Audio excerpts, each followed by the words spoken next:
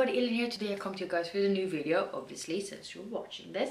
So today I thought I would tell you guys about my most anticipated releases. This is meant for January through March, because there's too many good books being released this year. So yeah, let's get started. So the first book is Daughter of the Moon Goddess by Su Lin Tan. And this is supposed to be published on January 11th. This is a young adult fantasy with sort of mythology elements to it. So we meet the main character, Xingyin. She basically grows up on the moon. She's accustomed to being sort of in solitude, because what she doesn't know is the fact that her mother was sort of exiled by the Empire because she stole the Emperor's sort of immortality elixir. But then they run into some trouble because Xingyin's sort of magic powers flares, and they end up having to flee her home because she's discovered because of it, and she has to leave her mother behind. And she basically has to disguise her identity, and then she goes into the Empire's kingdom and trying to like learn archery and magic and everything like that along with the Emperor's son. And you know, shit happens. Kind of a little bit Milan, like pretending to be someone else while in the kingdom and shit. I don't know that much about it, but it sounds really cool. And I'm here. Now we have How High We Go Into the Dark by Sequoia Nagamatsu, and this is supposed to be published on January 18th.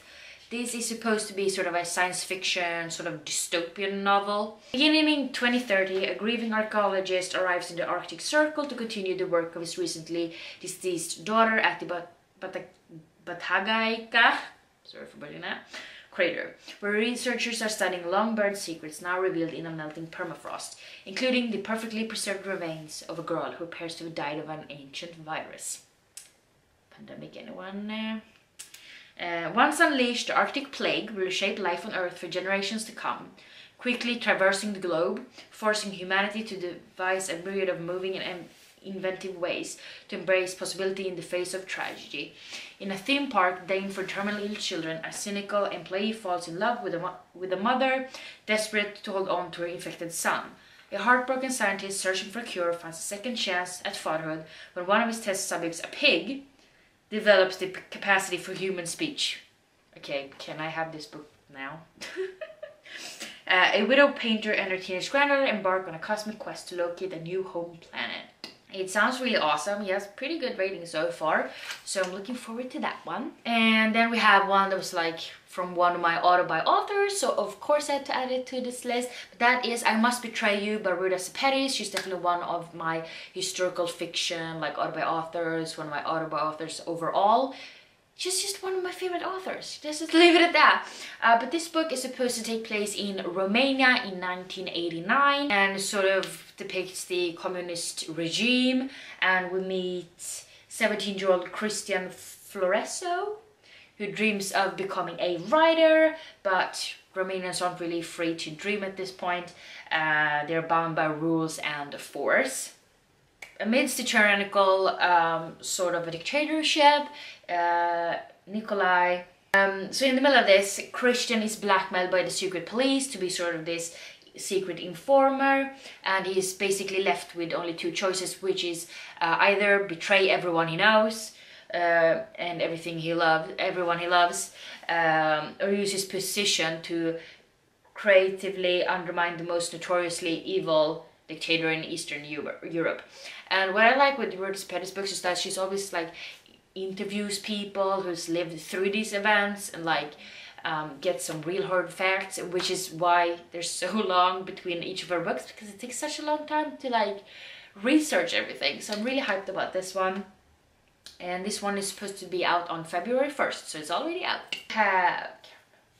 Then we have Cameron Battle and the Hidden Kingdoms by Jamar J. Perry, and this is supposed to be a middle grade book, which we're all here for. It also has a beautiful cover. This was also published on February 1st. I'm gonna read the sort of shorter blurb that it starts with, and it says, "As the true descendant, I command you to open the door to Shidanai. It shall be broken. Magic awaits those who seek the Queen's peace, and all the suffering you will cease. You feel cease. Those who open the histories will hear a sound. What was lost has finally been found."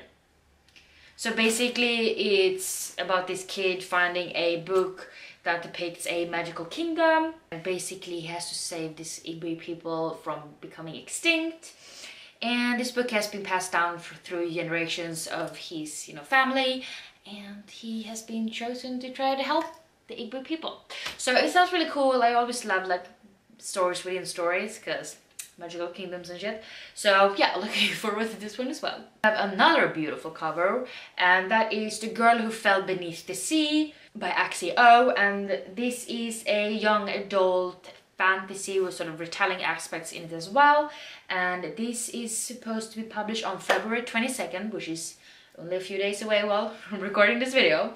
So basically there's been a lot of like deadly storms that they've raged our main character Mina's home country, and basically this has been going on for generations, and to be able to make them stop, they have been sacrificing young brides, young girls, to the sort of storm god-esque person, and in the hope of one of them being sufficient to be his bride. And one day Mina's brother's sort of loved one turns out to be chosen, and Mina ends up going in her place to, save the love of her brother's life. So, shit happens after that. Sounds really good. And then we have All My Rage by Sabaa Tahir, another very great author. Supposed to be published on March 1st. And this is a young adult contemporary, which I think is the first time she meddled into that genre. So we meet two characters. Lahore from Pakistan, which is like the then part of the book. And then we have Juniper, who lives in California, which is the now part of the book. And Misbah is a dreamer and storyteller, the one from Pakistan. And she's newly married to Tawfiq in an arranged match. And after the young life is shaken by tragedy, they come to the United States and open the Clouds Rest Inn motel, hoping for a new start. And then we have Salahuddin and Noor, who are more than best friends. Their family, growing up as outcasts in the small desert town of Juniper, California, they understand each other the way no one else does. Until the fight, which destroys their bond with the swift fury of a star exploding. Now Sal scrambles to run the family motel as his mother Misbah's health fails and his grieving father loses himself to alcoholism. Noor, meanwhile, walks a harrowing tightrope, working at a wrathful uncle's liquor store while hiding the fact that she is only applying to college so she can escape him and Juniper forever. And when Sal's attempt to save the model spiral out of control, he and Noor must ask themselves what friendship is worth and what it takes to defeat the monsters in their past and the ones in their midst. Sorry, camera died. But Gallant by V.E. Schwab is a young adult book, sort of with like gothic vibes, and there's supposed to be ghouls and stuff like that, and it's supposed to be out on March 1st.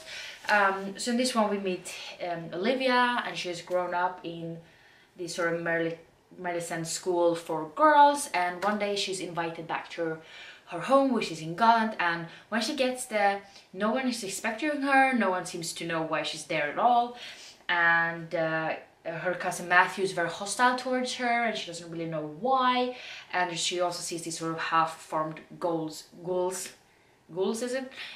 In the hallways. She walks past ruined wall at the right moment, and then she can sort of see a parallel sort of Gallant world where the ghouls are actually like fully formed and these sort of madmen running the house really, and we're basically supposed to find out if Olivia takes her place next to the owner of the house and like rule everything with an iron fist, or if she sort of try to make it all go away.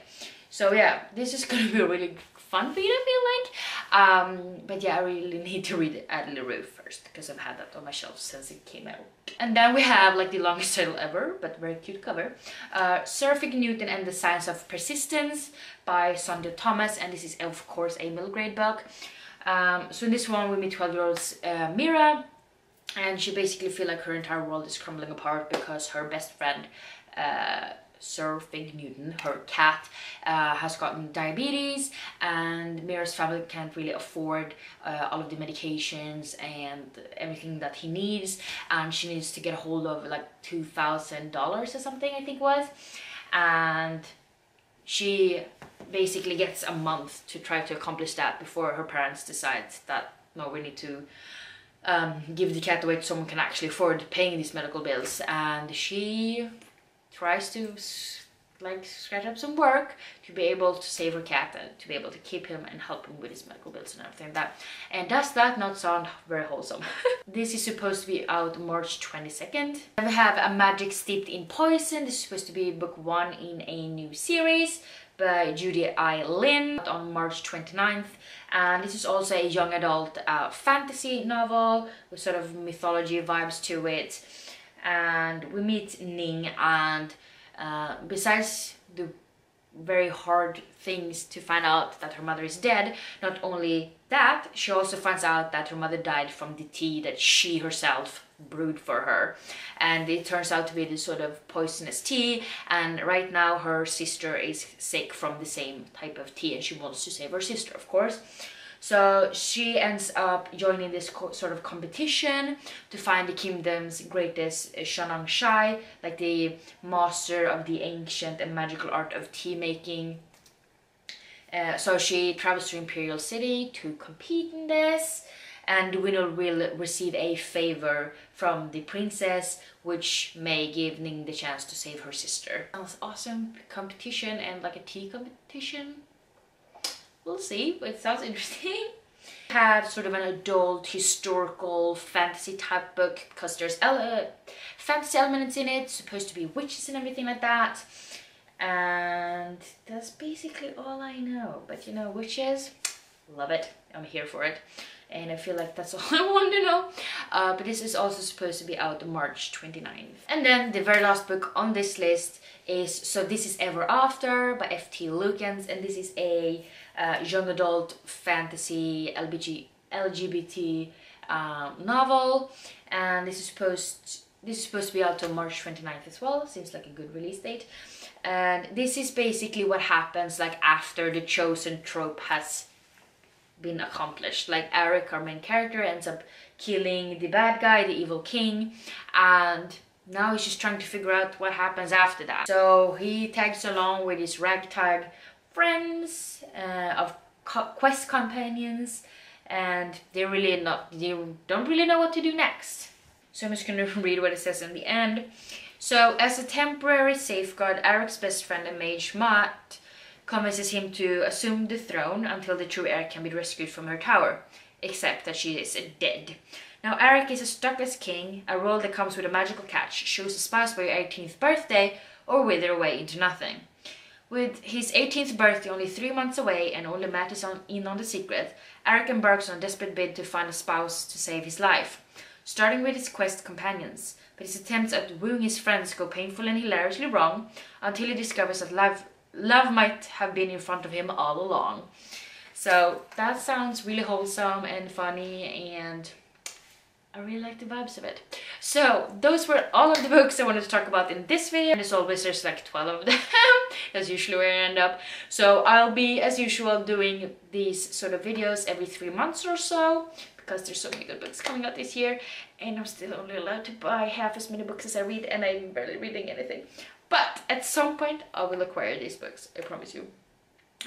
But yeah, if you have read any of these books, because some of them are already out, please let me know down below what you thought about them without spoiling, and or also tell me what your most anticipated picks will be for this year, because there's a lot of them, I know. But yeah, I hope you liked this video, and I hope we see each other in the next one. Bye!